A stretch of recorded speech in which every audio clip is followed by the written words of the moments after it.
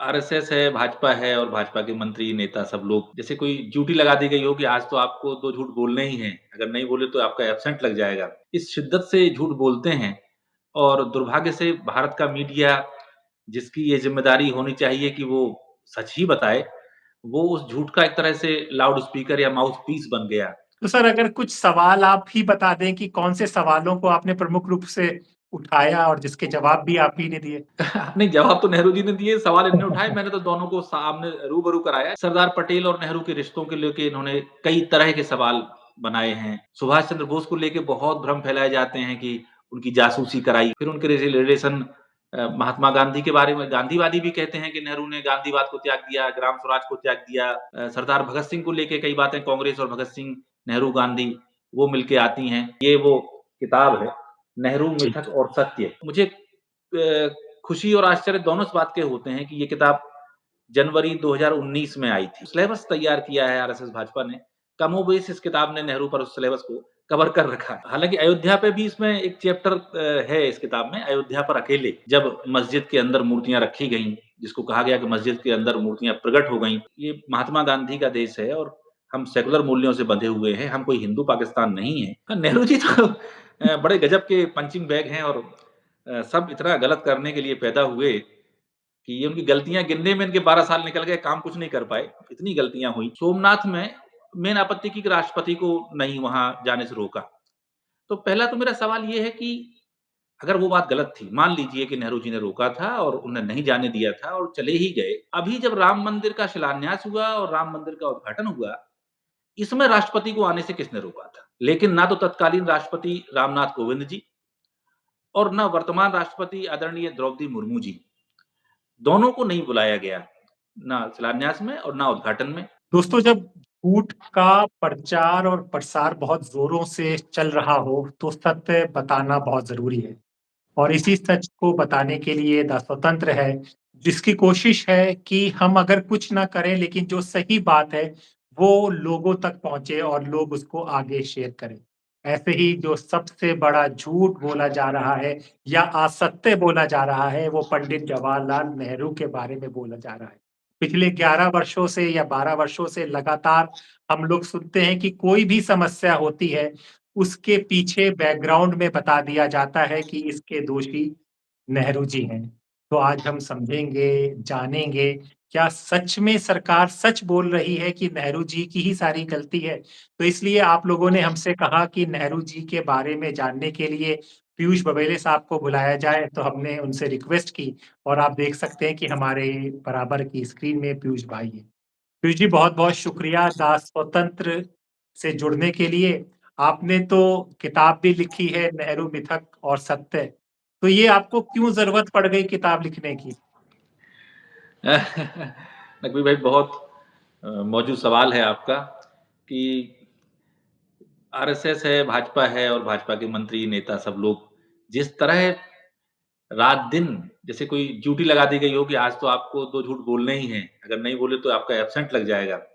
इस शिद्दत से झूठ बोलते हैं और दुर्भाग्य से भारत का मीडिया जिसकी ये ज़िम्मेदारी होनी चाहिए कि वो सच ही बताए, वो उस झूठ का एक तरह से लाउड स्पीकर या माउथपीस बन गया।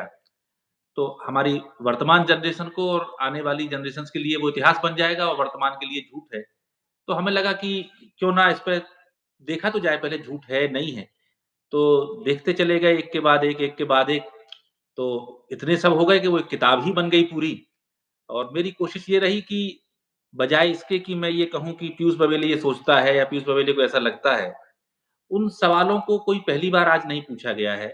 वो नेहरू जी के ज़माने में उनसे खुद भी लगभग उसी तरह के सवाल जो आज उछाले जाते हैं, वो पूछे गए थे और उनके उन्होंने ऑन रिकॉर्ड ऐसा नहीं कि कोई कानाफूसी में या सेकेंडरी सोर्सेज़ से देश की पार्लियामेंट में, सार्वजनिक सभाओं में, लाल किले की प्राचीर से, ऐसी बड़ी-बड़ी जगहों से लाखों लोगों के सामने उन्होंने पब्लिकली उनके जवाब दिए हैं या उनकी किताबों में उनके जवाब दर्ज हैं।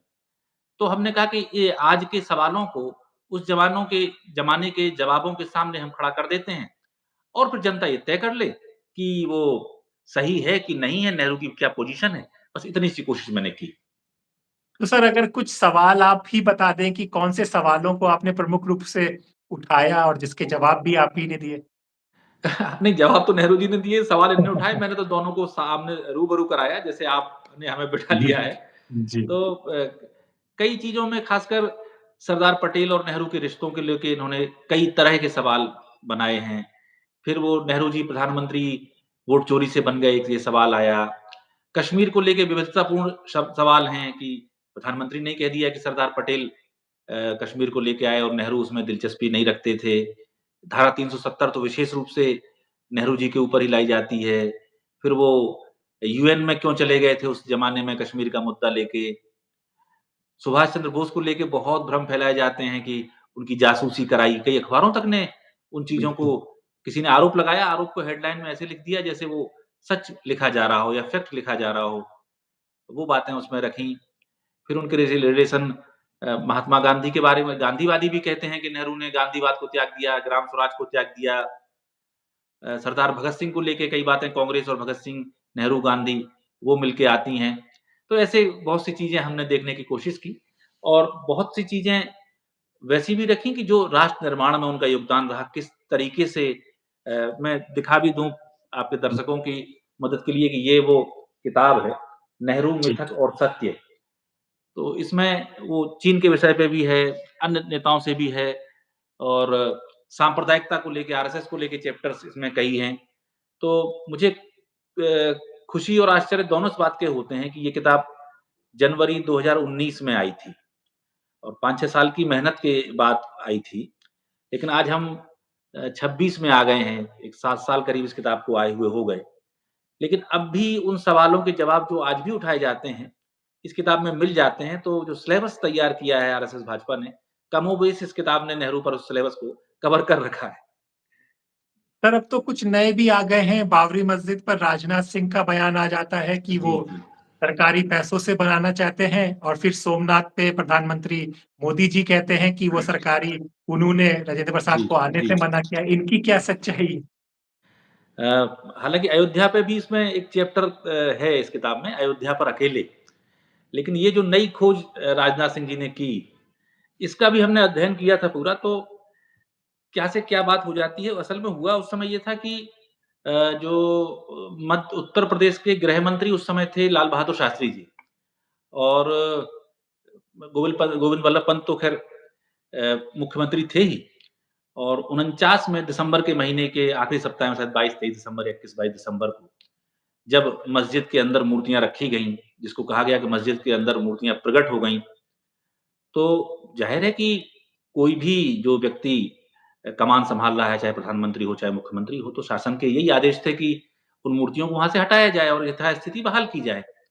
लेकिन वहाँ के उस समय कलेक्टर हुआ करते थे नायर साहब कोई कलेक्टर थे, जो बाद में 52 में तो उनकी पत्नी ही जनसंघ से चुनाव लड़ी और बाद में वो 57 में खुद भी कलेक्ट्री छोड़ के जनसंघ के टिकट पे लड़ रहे और बलरामपुर से सांसद बने। तो इससे उनका एक झुकाव, उनका जुड़ाव साफ-साफ होता है, तो उन्होंने बात नहीं मानी और वो मूर्तियाँ वहाँ से नहीं हटी बाद में, केस आगे गया। तो उसमें हुआ एक नेता हुआ करते थे कांग्रेस पार्टी के ही थे अक्षय ब्रह्मचारी। अक्षय ब्रह्मचारी ने उसी समय जब ये मूर्तियाँ हुई तो तभी उन्होंने अनशन किया और ये विरोध दर्ज कराया कि ये महात्मा गांधी का देश है और हम सेकुलर मूल्यों से बंधे हुए हैं, हम कोई हिंदू पाकिस्तान नहीं है। तो उनने वहीं उपवास शुरू कर दिया अयोध्या में, फैज़ाबाद में, ये रिस्टोरेशन होना चाहिए। तो तब गोविंद बल्लभ पंत ने और लाल बहादुर शास्त्री ने उनको आश्वासन दिया कि नहीं हम यथास्थिति बहाल कर लेंगे, जो सेकुलर कैरेक्टर है स्टेट का वो मेंटेन करेंगे तो आप अपना उपवास तोड़ दीजिए। तो उन्होंने उस समय उपवास छोड़ दिया था। उसके बाद वो नेहरू जी से भी मिलने गए, तो नेहरू जी को भी उन्होंने तफ़सील से सारी बातें बताई और वो पत्राचार मिलता है, वो पत्राचार अक्षय ब्रह्मचारी और नेहरू जी की मुलाकात का, लाल बहादुर शास्त्री की मुलाकात का, वो इस किताब में भी सब दर्ज है। अब इसके आगे की कहानी जो तारीख 22 सितंबर की तारीख उन्होंने दी कि उस दिन नेहरू जी ने घोषणा की थी। उसके बाद जब वो सब मामला नहीं बना तो अक्षय ब्रह्मचारी उत्तर प्रदेश कांग्रेस कमेटी के मुख्यालय के सामने लखनऊ में धरने पर बैठे और वहाँ जब धरना पर उनका उपवास चल रहा था, तो उनका कम्युनिकेशन पंत जी से चल रहा है और शास्त्री जी से चल रहा है। और उसी समय नागपुर में या शायद कहीं और कांग्रेस का अधिवेशन हो रहा है, जहाँ का ज़िक्र इनने कर दिया कि पटेल ने कहा था या नेहरू जी ने कहा था और गोविंद बल्लभ पंत भी उस समय वहीं हैं। तो वहाँ पटेल ये कह रहे हैं कि जो आपने वक्तव्य नेहरू जी कह रहे हैं, जो वक्तव्य आपने दिए हैं पंथ से, वो आप पब्लिक कर सकते हैं। तो वो वक्तव्य कोई नेहरू जी को नहीं दिए जा रहे हैं। वो वक्तव्य विधानसभा में चर्चा हो रही है अक्षय ब्रह्मचारी के उपवास पर। और उस दिन फिर इन्होंने कहा कि हम रिस्टोर कर देंगे, आप अपना उपवास समाप्त करिए और वो उपवास समाप्त कराने वहाँ जो जाते हैं 2 बड़े कांग्रेसी नेता, सर्वोदय के जो बड़े नेता, क्या नाम है जेपी से पहले जो है, मैं नाम मिस कर रहा हूँ, विनोबा भावे, विनोबा जी और एक और महत्वपूर्ण नेता उन्हें जूस पिला के उनका अनशन तोड़वाते हैं। तो अब आप समझिए कि वो अक्षय ब्रह्मचारी अनशन कर रहे हैं। अक्षय और अनशन इस बात के लिए हो रहा है कि पूर्व स्वरूप बहाल कर दिया जाए। वो मस्जिद के निर्माण की कोई बात ही नहीं, क्योंकि मस्जिद तो वहाँ बनी हुई है, या जो ये आज विवादित ढांचा कह लो या जो कह लो, वो ढांचा वहाँ था, मस्जिद थी, तो उसे दोबारा बनाने का कोई सवाल ही नहीं था। तो वो तो वहाँ मूर्तियाँ हटा के जैसा प्रक्रिया मूर्तियाँ रखने के पहले की थी वो कर दिया है, वो बात हो रही है। तो रिस्टोरेशन को बड़ी खूबसूरती से नई पॉलिटिक्स ने रिकंस्ट्रक्शन बना दिया। और जो वादा लाल बहादुर शास्त्री ने अक्षय ब्रह्मचारी से किया, उसको पंडित नेहरू के द्वारा मुसलमानों को दिया गया एक वादा कह दिया और ये घोषित कर दिया कि वो वहाँ मस्जिद बनाना चाहते थे। ये इसकी सच्चाई है, तो बिल्कुल बेसिर पैर की बात, क्योंकि पहले ही नज़र में मुझे लगा कि जब मस्जिद गिरने के बाद मस्जिद बनाने की बात हो सकती है, जब मस्जिद है तो बनाना कैसा? ये उसकी पूरी हकीकत है कि लाल बहादुर शास्त्री ने अक्षय ब्रह्मचारी से मस्जिद के रिस्टोरेशन माने उसके पूर्व स्वरूप की बहाली की जो बात कही थी, उसे नेहरू द्वारा मुसलमानों की मस्जिद बनाने की बात करके हमारे देश के एक ज़िम्मेदार नेता ने पेश कर दिया आज। और सर वो सोमनाथ मंदिर के लिए भी नेहरू जी का एक नाम लिया जा रहा है। जी, जी। हाँ, नेहरू जी तो बड़े गज़ब के पंचिंग बैग हैं और सब इतना गलत करने के लिए पैदा हुए कि ये उनकी गलतियाँ गिनने में इनके 12 साल निकल गए, काम कुछ नहीं कर पाए, इतनी गलतियाँ हुई। तो बहरहाल उसमें ये था कि जो प्रधानमंत्री जी ने वक्तव्य दिया था, मैं तो उन्हीं को कहूँगा और बाद में जी। जो एक प्रवक्ता हैं भारतीय जनता पार्टी के राज्यसभा सांसद हैं, उन्होंने तमाम पत्र-वत्र निकाले। उसमें हुआ ये था कि सोमनाथ में मेन आपत्ति की कि राष्ट्रपति को नहीं वहाँ जाने से रोका। तो पहला तो मेरा सवाल ये है कि अगर वो बात गलत थी, मान लीजिए कि नेहरू जी ने रोका था और उन्हें नहीं जाने दिया था और चले ही गए, तो अभी जब राम मंदिर का शिलान्यास हुआ और राम मंदिर का उद्घाटन हुआ, इसमें राष्ट्रपति को आने से किसने रोका था? नरेंद्र मोदी प्रधानमंत्री थे, लेकिन ना तो तत्कालीन राष्ट्रपति रामनाथ कोविंद जी और ना वर्तमान राष्ट्रपति आदरणीय द्रौपदी मुर्मू जी, दोनों को नहीं बुलाया गया, ना शिलान्यास में और ना उद्घाटन में। क्या इसलिए नहीं बुलाया गया कि एक राष्ट्रपति दलित समुदाय से थे और दूसरी माननीय राष्ट्रपति जो है वो आदिवासी समुदाय से हैं? क्या इसलिए नहीं बुलाया गया? किसने नहीं बुलाया? किसने रोका था? क्या दबाव था? ये भी देश को पता होना चाहिए।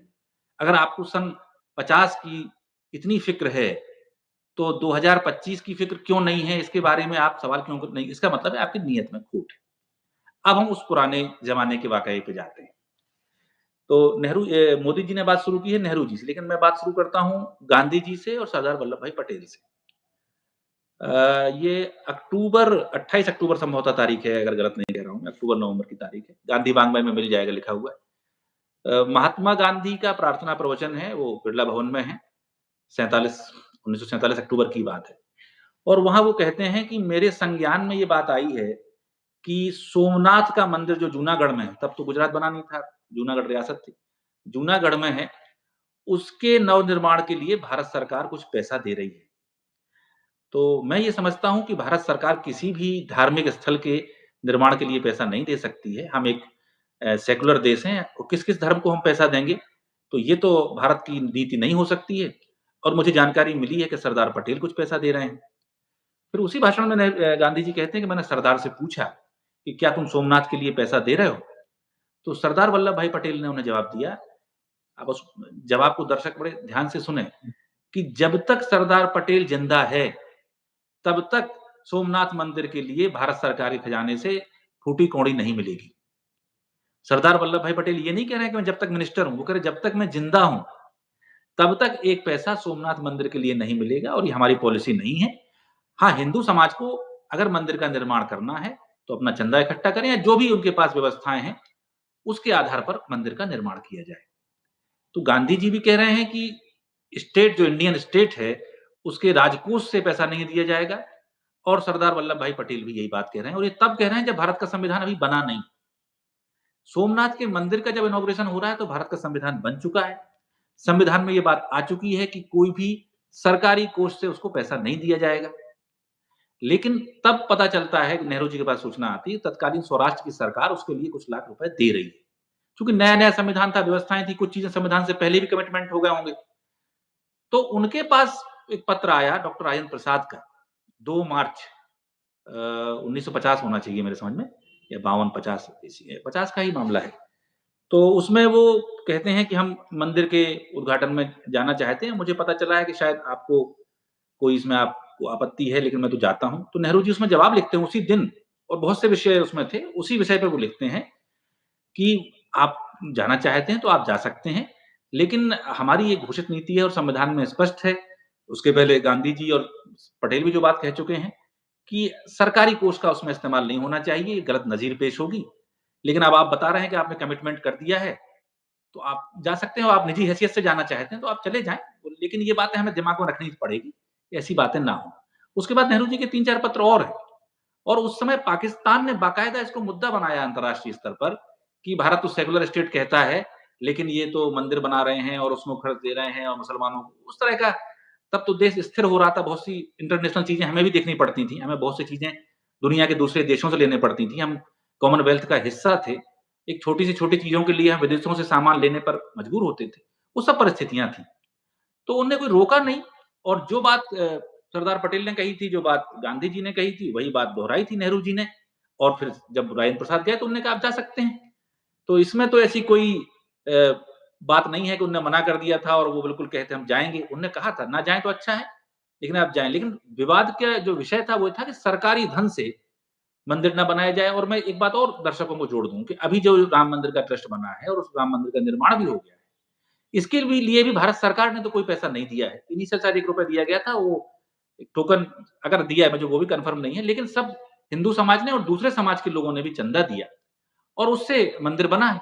तो जो बात सोमनाथ में हुई थी कि सब चंदे से मंदिर बना था, वैसे ही चंदे से अभी भी मंदिर बनाया गया है, और तब की स्थिति में भी पैसा सरकार ने नहीं दिया था, अब भी नहीं दिया है। तो संविधान की जो मूल्य, जो एक तरह से नज़ीर स्थापित नेहरू जी ने की, वही पे मोदी जी चल रहे हैं, और उनने तो व्यक्तिगत रूप से राष्ट्रपति को जाने भी दिया था, इनने तो राष्ट्रपतियों को आने भी नहीं दिया। तो ये विवाद सिवाय बदनीयत के और कुछ नहीं है। सर, हमें पता है कि अब आने वाले वक़्त में बंगाल में चुनाव है, तो ऐसे में सुभाष चंद्र बोस का नाम ज़रूर आएगा और फिर नेहरू जी को जोड़ा जाएगा कि भई उन्होंने आज़ाद हिंद फ़ौज के लिए कुछ नहीं किया, उनके साथ खड़े नहीं हुए। इसमें कितनी सच्चाई? एक तो नेहरू और सुभाष के रिश्ते बड़े लंबे हैं। लगभग 1920 जुलाई में पहली बार सुभाष चंद्र बोस इंग्लैंड से नौकरी छोड़ के आईसीएस की आते हैं और सीधे बम्बई में मणिबहन महात्मा गांधी के आवास पे पहुँचते हैं, और वहाँ से उनका भारत के स्वतंत्रता संग्राम में और कांग्रेस से जुड़ाव होता है। और फिर उनसे वो कहते हैं कि आप कलकत्ता चले जाइए, और वहाँ जाके भी वो प्रिंसिपल बनते हैं। तो जो नेशनल कॉलेज कांग्रेस उस समय बना रही थी, अंग्रेजी शिक्षा के खिलाफ एक भारतीय शिक्षा प्रणाली, उसके प्रिंसिपल बनते हैं। फिर तो लंबा इतिहास उनका कांग्रेस के साथ जुड़ाव का है। सुभाष चंद्र बोस की अगर आप आत्मकथा पढ़ें तो वो शुरू में यही कहते हैं कि जवाहरलाल नेहरू हमारे नेता हैं। अब सारी ये जो फसाद शुरू होता है कि आज़ाद हिंद फौज के लिए क्या किया और क्या नहीं किया। तो अब तो रिकॉर्ड पे सारी चीज़ें हैं कि जब आज़ाद हिंद फौज वो सेकंड वर्ल्ड वॉर में जर्मनी हार गई, इटली हार गया, मतलब धुरी राष्ट्र हार गए, और जापान की भी पराजय हो गई। जापान से एक कोलैबोरेशन जैसा था आईएनसी का, आईएनसी नहीं, वो आईएनए का। तो बहुत बड़ी संख्या में लाखों सैनिक जो थे वो गिरफ्तार कर लिए गए। बड़े-बड़े उनके सेनापति जो जनरल शाहनवाज़ खान, और वो 3 लोग जो एक हिंदू थे, एक सिख थे और एक मुसलमान थे, वो लाल किले में बंद कर दिए गए। तो उनके बचाव के लिए जो कमेटी बनाई वो नेहरू ने स्वयं बनाई। माने मैं कांग्रेस पार्टी भी नहीं कह रहा हूँ। जवाहरलाल नेहरू ने खुद वो कमेटी बनाई। दिल्ली के दरियागंज में उसका दफ्तर बनाया गया। भूलाभाई देसाई और बड़े-बड़े वकील उसमें उनकी पैरवी करने गए। नेहरू ने भी वर्षों बाद जो असहयोग आंदोलन के समय से वकील का चोगा उतार दिया था, वो एक तरह से वुड बी प्राइम मिनिस्टर होते हुए वो चोगा पहना और लाल किले के मुकदमे में शामिल हुए।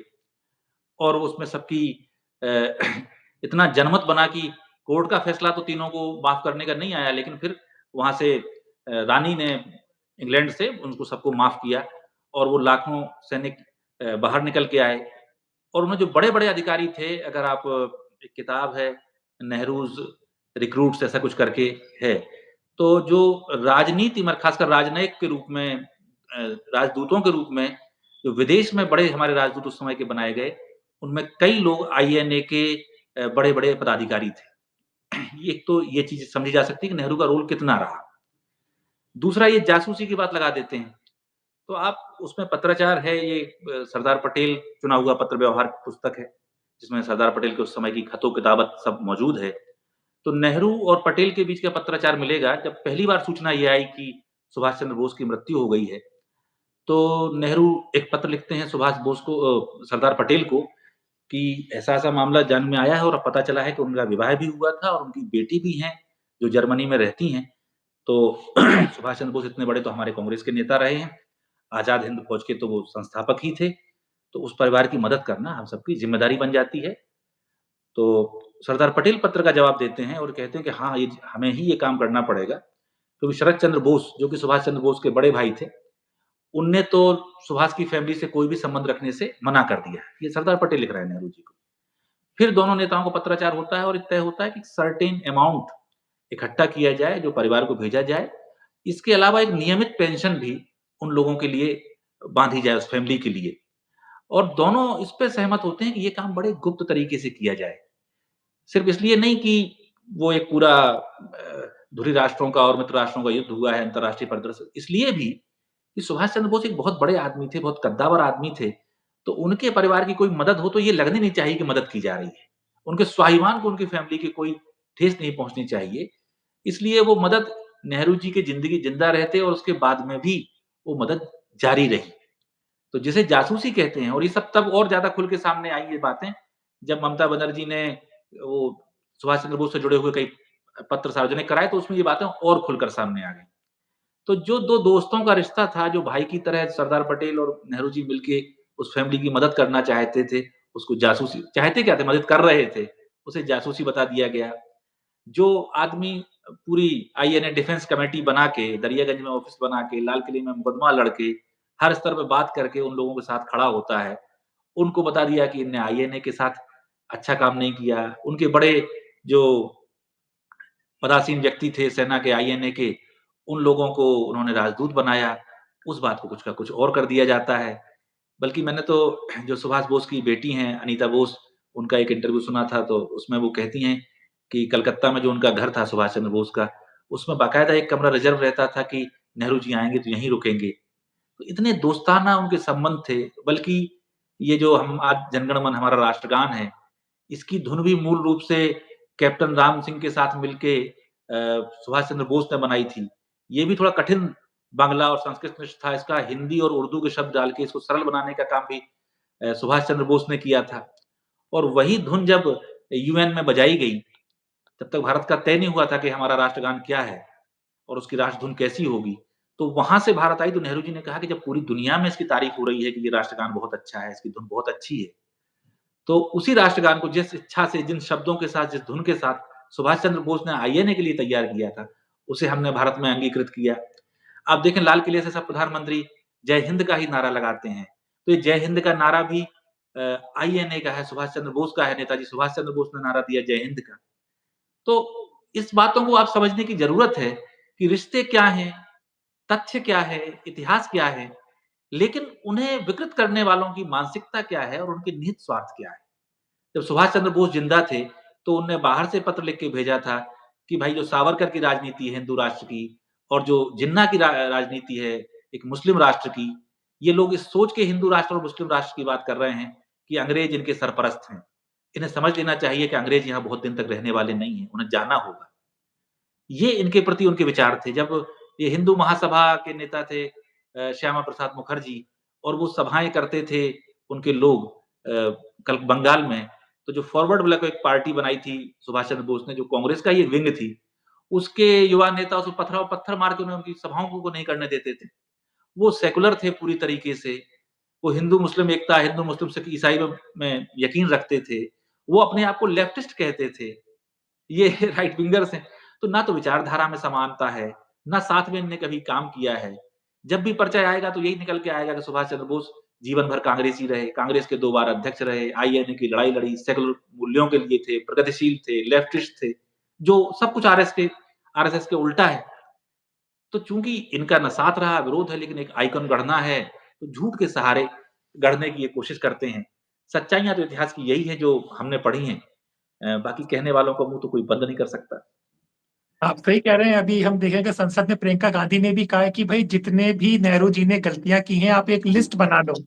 और जी। यही शायद अब देश भी चाह रहा है कि एक लिस्ट बना दीजिए, उसके जवाब दिए जाएँ और विकास कार्य हो भई जो रुका हुआ है। जी, बिल्कुल, बिल्कुल यही होना चाहिए क्योंकि आप नेहरू जी प्राइम मिनिस्टर बने तो उनके पहले तो 150 साल का कम से कम अंग्रेजों का राज था। लेकिन आप लाल किले के भाषण सुन लीजिए या पार्लियामेंट में उनकी स्पीचेज़ देख लीजिए या कैबिनेट में उनके नोट्स देख लीजिए। उनने कभी ये नहीं कहा कि अंग्रेजों ने ये कर दिया, हाय भगवान हम मर गए, हमारी कौम को दबाया था। अरे सबको पता है दबाया था, तभी तो युद्ध किया, तभी तो देश को आज़ाद किया। तो अब उनको अब रोने-बैठने में समय खर्च करें कि अंग्रेजों ने ये ज़ुल्म किए थे या जो ज़ुल्म थे उन्हें खत्म करके जो अन्याय किए थे उसकी जगह न्याय स्थापित करें। तो नेहरू ने पूरा अपना 17 साल का प्रधानमंत्री कार्यकाल रात-दिन इस बात में खर्च किया कि हम कैसे इस हिंदुस्तान को बना सकते हैं, कैसे इसकी एक अच्छी तस्वीर बन जाए। इसीलिए उनका 17 साल आज भी इतने महत्वपूर्ण हैं, उनके बाद भी बहुत से प्रधानमंत्री रहे हैं।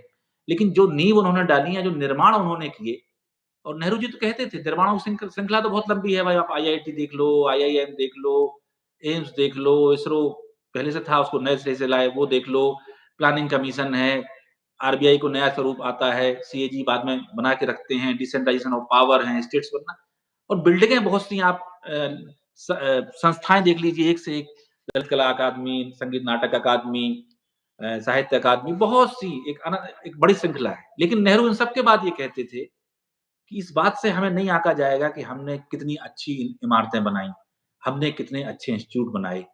हमारे कार्यकाल का आकलन तो इसी बात से करना कि कितनी आँखों में आँसू बहते थे और कितनी आँखों के आँसू हमने पोंछ दिए। माने वो ये नहीं कह रहे हैं कि संपन्न आदमी का मैंने भला कर दिया।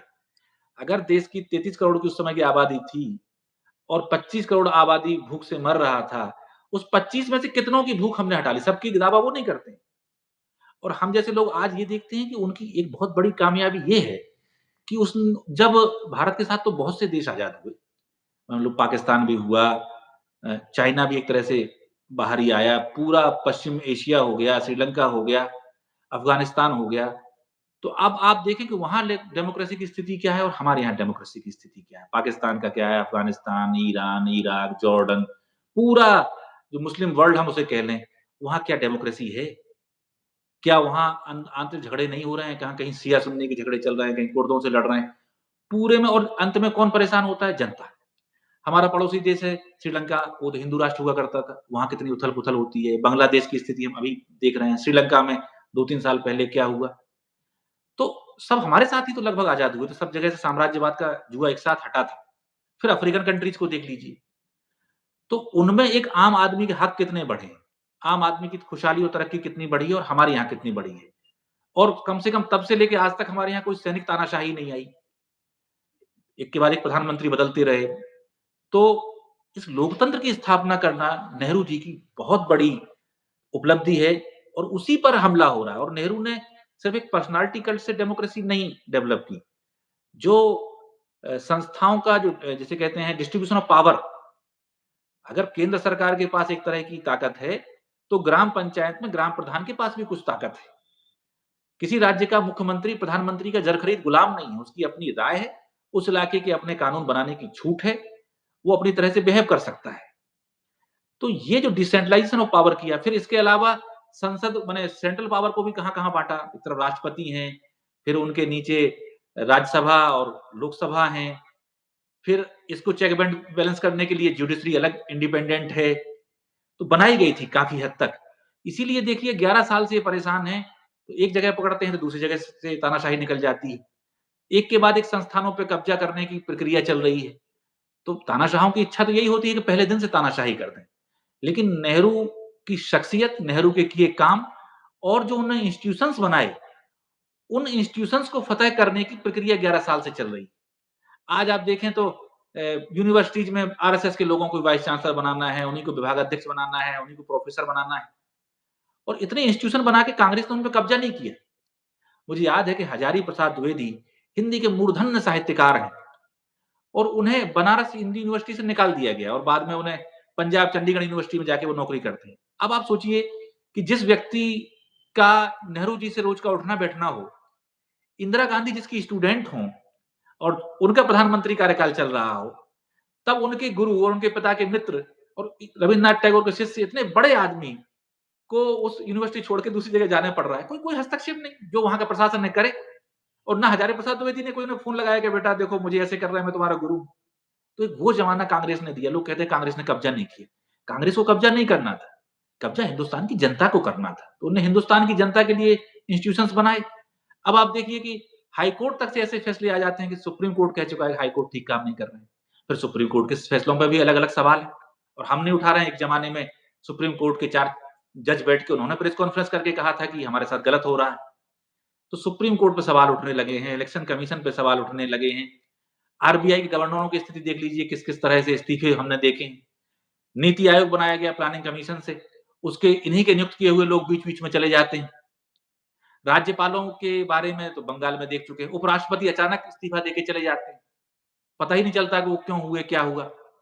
तो उन इंस्टीट्यूशंस के दम पर ये डेमोक्रेसी चल रही है और ये आखिरी लड़ाई चल रही है कि हम उन इंस्टीट्यूशंस पे कैसे कब्जा कर लें, कैसे वहाँ जिन लोगों के अंदर कोई आत्मगौरव, कोई आत्मसम्मान और संविधान के प्रति कोई आस्था नहीं है, ऐसे लोगों को बिठा दें।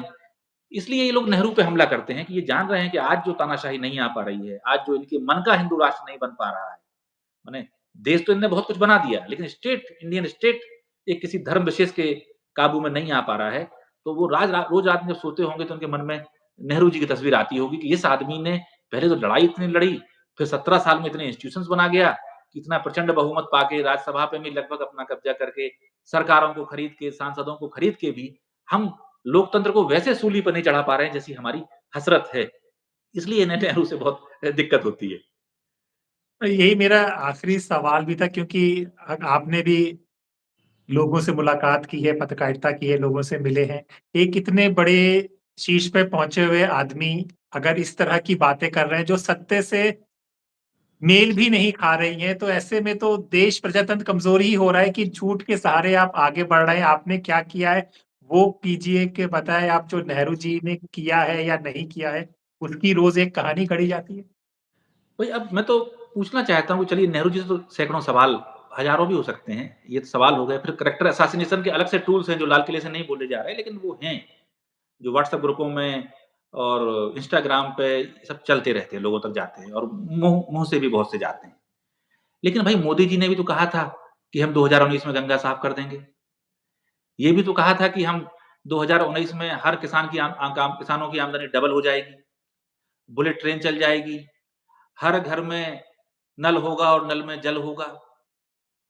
तो कितनी बातें आपने कही लेकिन किसानों की आमदनी कम हो गई। घर-घर कोई पानी नहीं पहुँच पाया गया। इंदौर में देखा गया कि जो पानी आपने पहुँचाया 28 लोग पानी पीने से मर गए, सप्लाई के पानी से मर गए। एक तो होता है कि तालाब का पानी या कुएँ का पानी दूषित हो गया और लोगों ने गलती से पी लिया।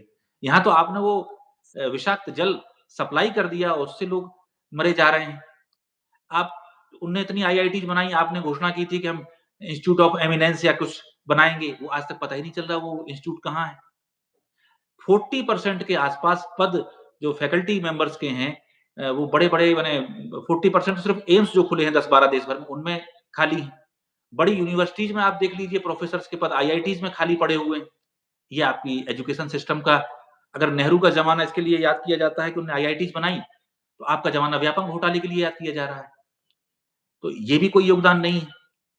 और अब मनरेगा जैसी एक योजना थी जो बहुत से लोगों को सम्मानजनक तरीके से रोज़गार देती थी।